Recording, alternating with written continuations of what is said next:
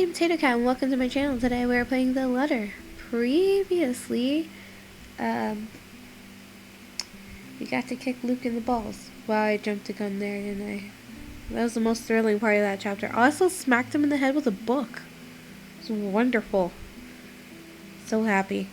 That's not the important things that happened. We saw Kylie. We thought she was getting kidnapped. Turns out it was her godfather. And on the way of him driving back to his house, we saw a shadowy figure, which, of course, Becca was like, oh, that's his wife. But I know that was her, the ghost lady. And we get home, and we find Bella sitting outside doing work things with her paper. And then we kind of fight with her a little bit until we finally ask her what's actually going on, and now she's telling us. And that is where we left off. And then I'm going to assume that this is not going to end well. I saw her again! She was standing in front of me again last night, Becca. I couldn't get away. She was blocking the door. If I hadn't hidden myself, even if I made the tiniest noise, if she found me, Becca, she almost did! If she saw me under my table, I think that would have been the end of it. I'm scared. I'm so scared I won't be able to do anything! By the end, her hands are trembling, and her breathing comes out in rasping intervals. For a long moment, I let the silence stretch out between us, let her sobs fill it instead. But even as her soft whimpers die down, minutes later, there's a heaviness hanging in the air, not just from her, but also from me, from my exasperation over this whole matter, for my own frustrations over her stupid superstitions. And she could do us all a favor and grow a backbone. She may be young, but she's no longer that young. It's about time to put an end to this. She can't keep going on like this. She'll still get plenty of years to live out. She's still got plenty of years to live out. And what if she goes home? What if we're no longer there to keep her fears in line with what's real? What would she do then? I'm more afraid for her, for what kind of imagination will do to her, than of what some imaginary monster could. But with the manner she's looking at me right now, there's an expectation in it, a hope and a plea sewn together. She wants me to believe her this time. If it's like that, then what am I supposed to say now?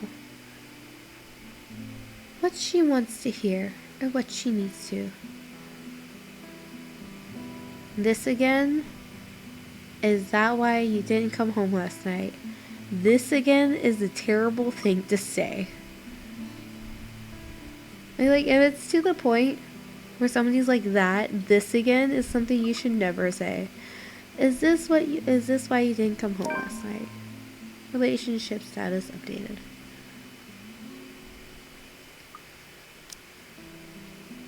Okay, Isabel likes us more now.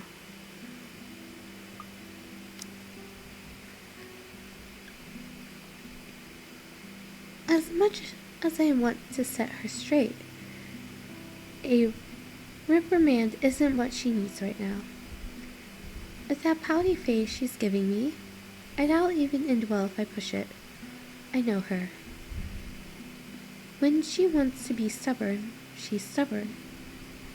There are moments when she can be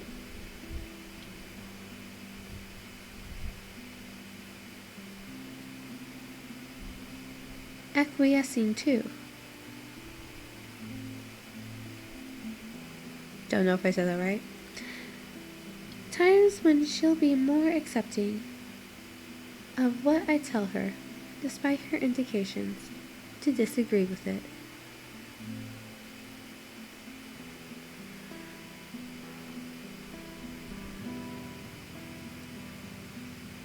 That talk can wait. In the meantime, I'll be the ear that listens to her without judging her, without criticizing her, despite my own opinions on it. At least verbally, she will do it inside her head the entire time. You should have called me. She stares at me like I've grown another head, and her laughter slips out before I can stop myself. There? I can't do that! What will you do? Hit her with a book? You'll be dead before that happens. And That isn't what I'm talking about. After you got out, you should have phoned me. You didn't have to go to Zachary's. The corners of her mouth curl up, a sheepish smile. By general definition, that this is Isabella. Her smiles are never half-hearted, never lacks her high spirits. In spite of this, I know everything is going to be okay. Somehow. After all, she's learned how to pick herself up long ago, long before we met. oh, yeah. Sorry. I wouldn't have I called don't her even either. remember how I ended up in Zach's place. I was in a hurry to get out of the office, and it was already late. Besides, I don't really think you'll believe me if I wake you up over something like that. That's beside the point. True or not, there are people who will always be concerned about you. There's Zachary, but he's the first person you went to, and you didn't tell him anything. You just slept there. There's Ashton too, and me. But how do you think I'll be able to explain to your aunt or your family if you suddenly disappeared? Think about that. Right. I'll remember that next time. Then she grins. Playful and mischievous. A preamble to an old banter. It's still not quite there. Still not quite her usual self. But with it, I know we're bound to get her back soon. Mom! I told you not to call. I told you not to call me, that is what she says. I send an elbow to her side for an added measure, but when laughter follows the familiar gesture, none of it is unexpected. This is what's comfortable. This is how we found an equal ground despite our stark differences. So, for the moment, I accept things as they are. Afterwards, a hush stretches out before us. For Isabella, this is rare. This isn't her. Yet, in this moment, as she fiddles the edge of another paper near her, as she hugs her knees close to herself and lets the pensive expression linger on her, feels strangely fitting. As if this were everything supposed to lead to if we allowed it long ago.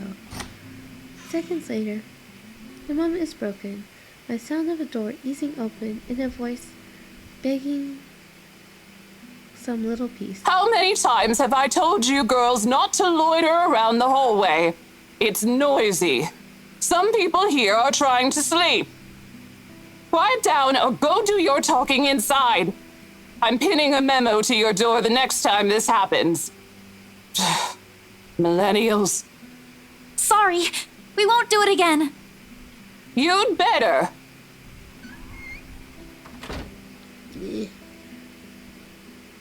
Those whippersnappers and their joyful talking. The door closes, and Isabella starts gathering the mess she's made, carefully stacking them all in her arm. At a loss for what to do, I help her pick them up, and for the first time, I get a closer look at it. A completely unintentional, of course, but it catches my attention nevertheless, and a confused frown makes its way to my face. Why is she looking through this? I look to her for an explanation, but she merely ignores the question in my eyes, takes the paper off my hands, and finishes cleaning up. The last paper she puts on top is a letter. The one she supposedly found out in the mansion, and what's probably the root cause of this odd behavior. I shoot her a questioning look for that too, but all she gives me is a smile, and in a halting tone, so completely unlike her. Becca, I'll find a way out of this. You guys don't have to worry about me. Anyways, I should go. I'll see you later. Where are you going? Getting myself some food. Don't wait for me. Isabella walks away before I can stop her, before I can remind her I've brought food, enough for the two of us. She quickly disappears down the stairwell, while I'm left standing in an empty hallway holding 2 bags of takeout. One of them will go uneaten tonight. Just an innocent passing thought, one that I don't dwell much on as I head back to my room. Journal updated. Okay. I feel like Rebecca has had the most journal updates out of all of the characters I played.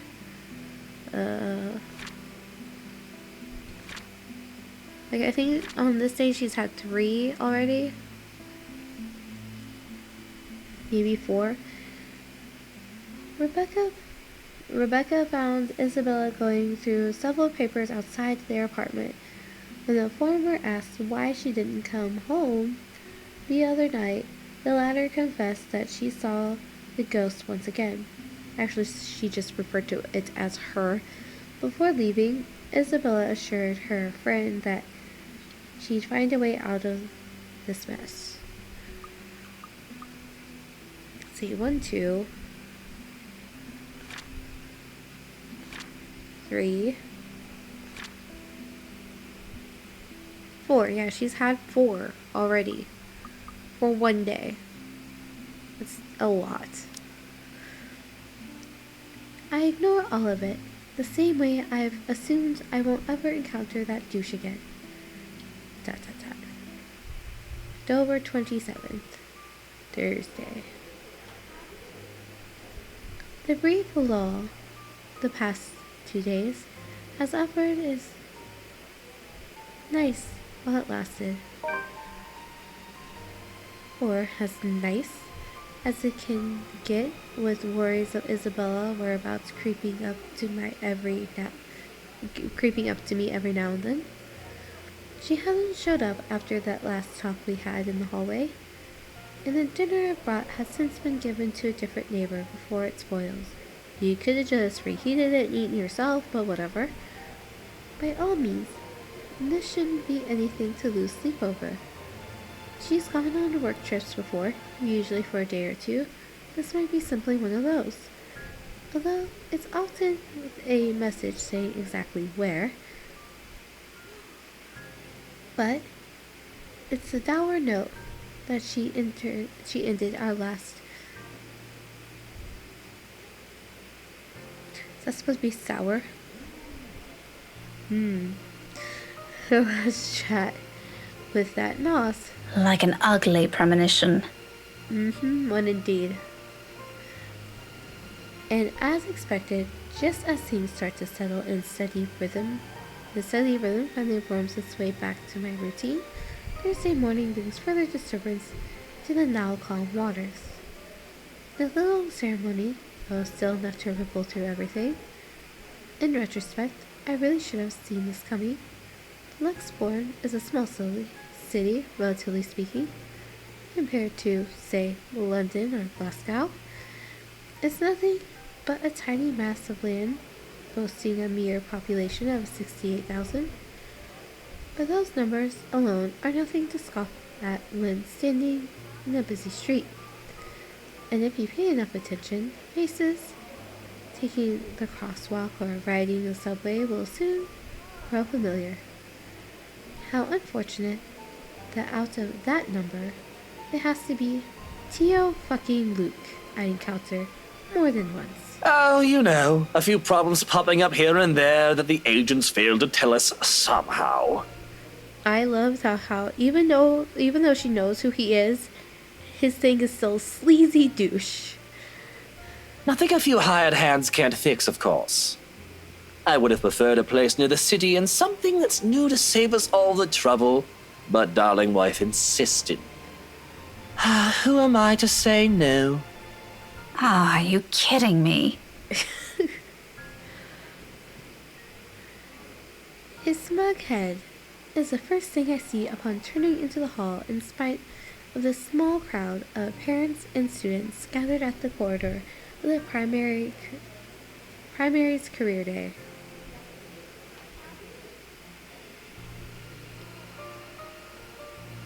It's not that he stands out. He's pretty unremarkable at first glance, frankly. However, it's his countenance that draws people's eyes to him. The manner he carries himself with all the confidence in the world, his mere presence dwarfing everything around him. I'm willing to make a bet.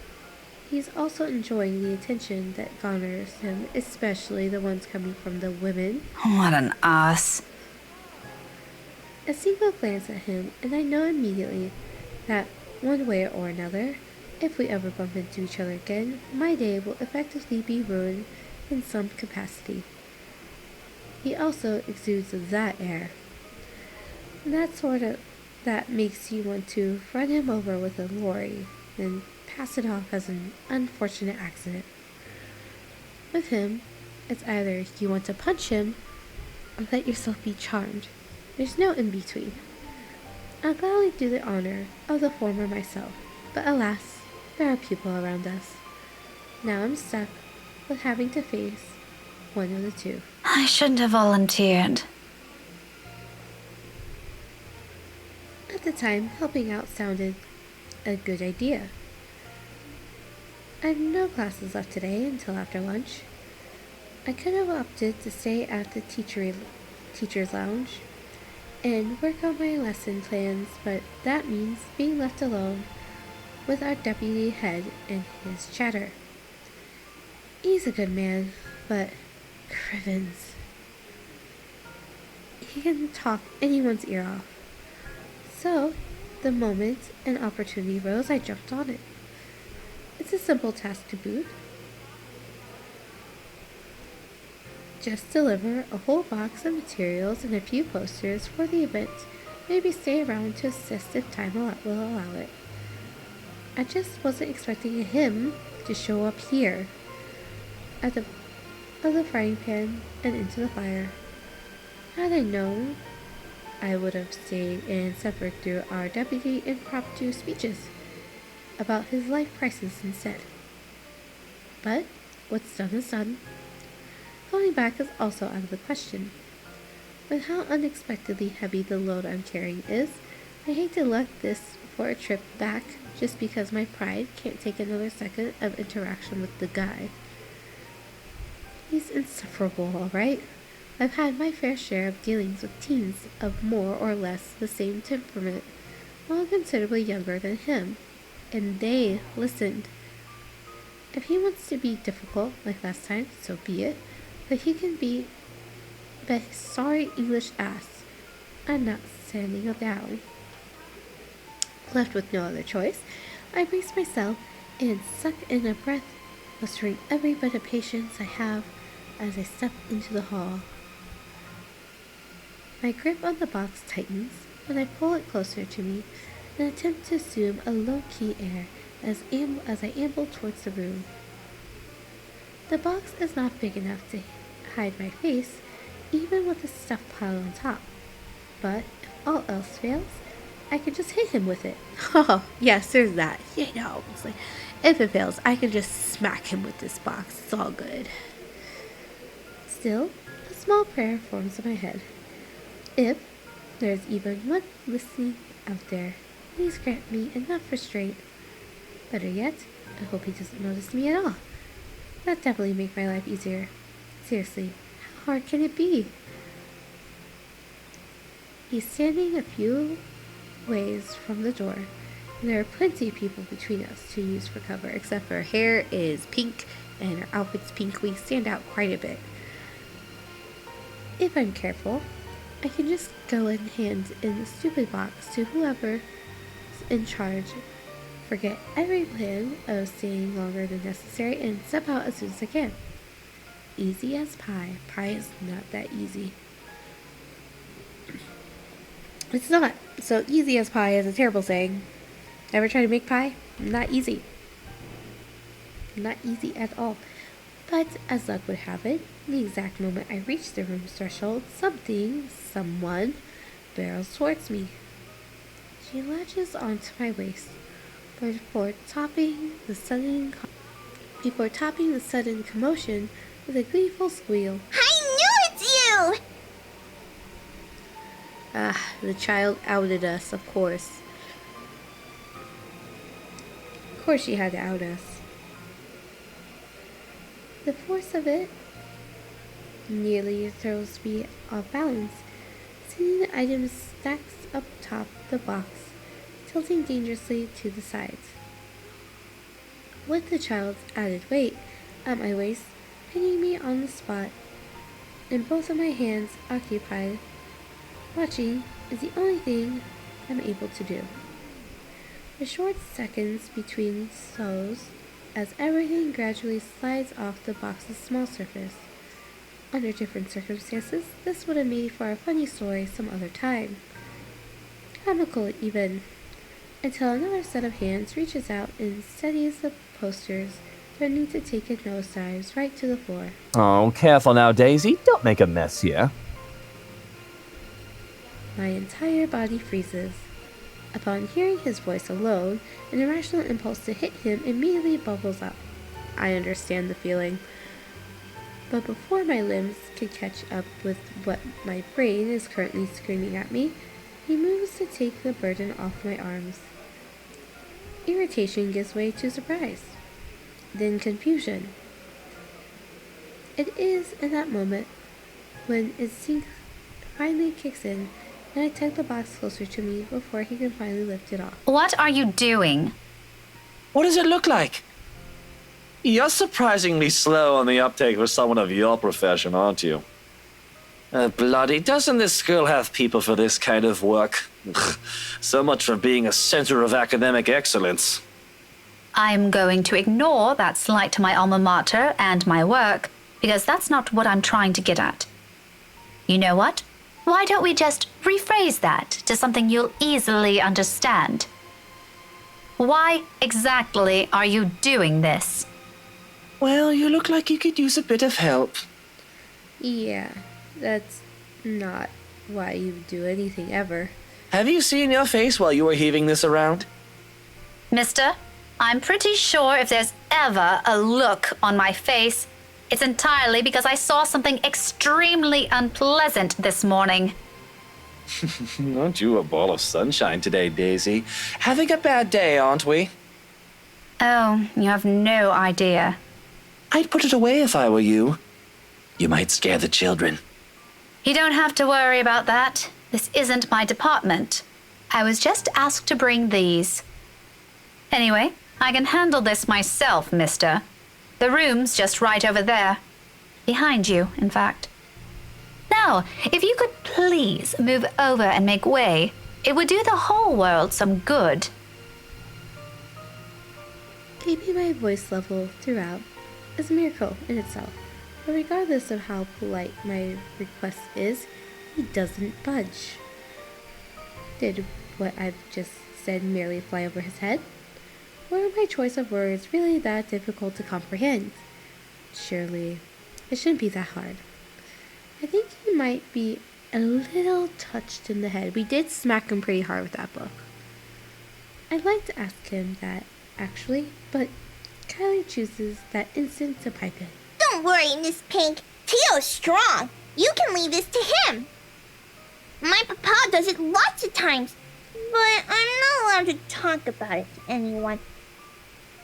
What? Tio says it's Confidential? Confidential, Munchkin. That's right. Tio's smart, isn't he, Miss Pink? Is he, though? I'm still of the opinion that he's a piece of shite. But I must admit, his goddaughter's excitement is contagious as always. A smile makes its way to my lips. She has yet to budge from her place, though, to be honest, I'm starting to lose some feeling on my stomach with how tightly she's wound her arms around it. I'm sure he is, Kylie. But I'm also sure he'll find better use for it elsewhere. Like helping you out. Oh, well, that's one thing, but You heard the kid. no one's asking you. Oh, you wound me, woman. And I'm quite certain I can do more damage than that. Shall we give it a try? Again?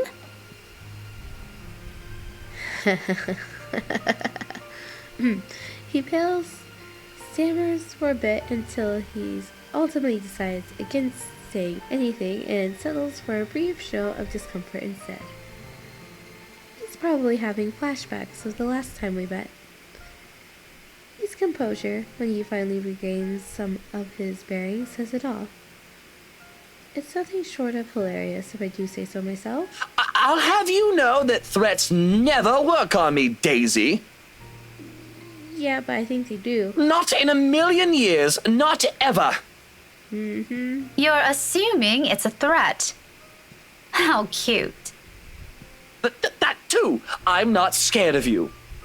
Yeah, I can tell. Just because you landed a hit. You'd probably land one again. Do go on. Keep telling yourself that. It was a fluke, you hear? I was caught off guard and your damn book left a dent. If I end up in a hospital because of what you did, I'm sending the chief of Luxburn Police after you, woman. You don't say.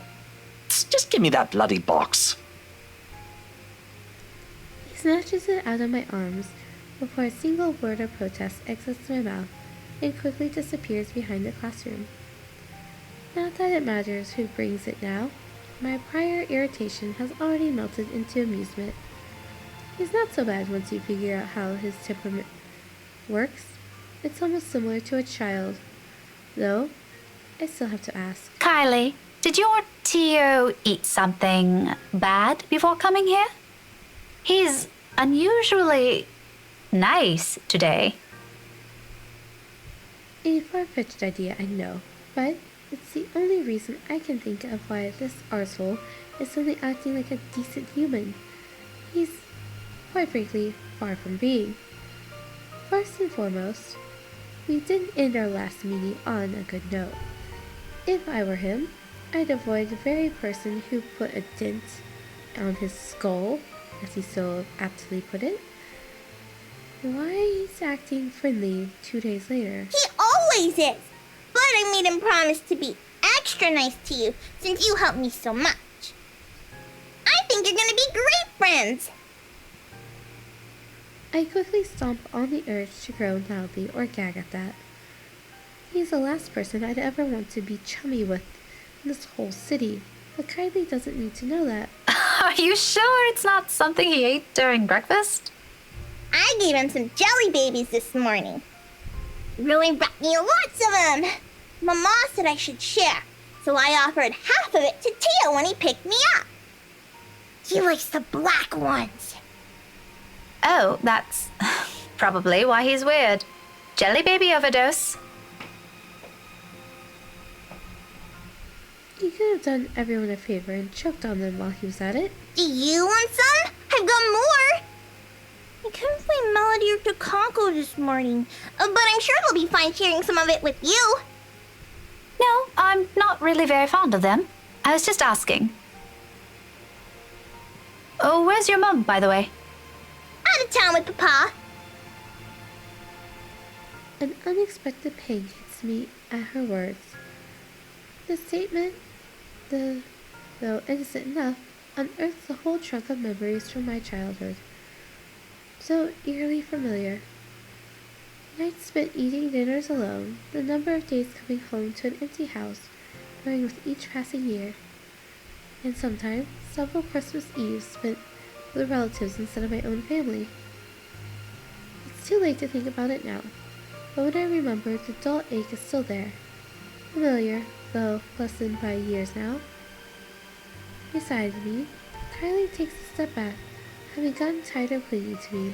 There's nothing but cheer in her, as she doesn't seem too affected by the fact. Although, it makes me wonder how much of it is real, how much is there to mask the loneliness, if there's even one. What a lucky child. Okay, we'll end this episode here. We'll see how things happen after Luke helps us out in the next episode. I'm Tato Cat. Have a wonderful morning, evening, afternoon.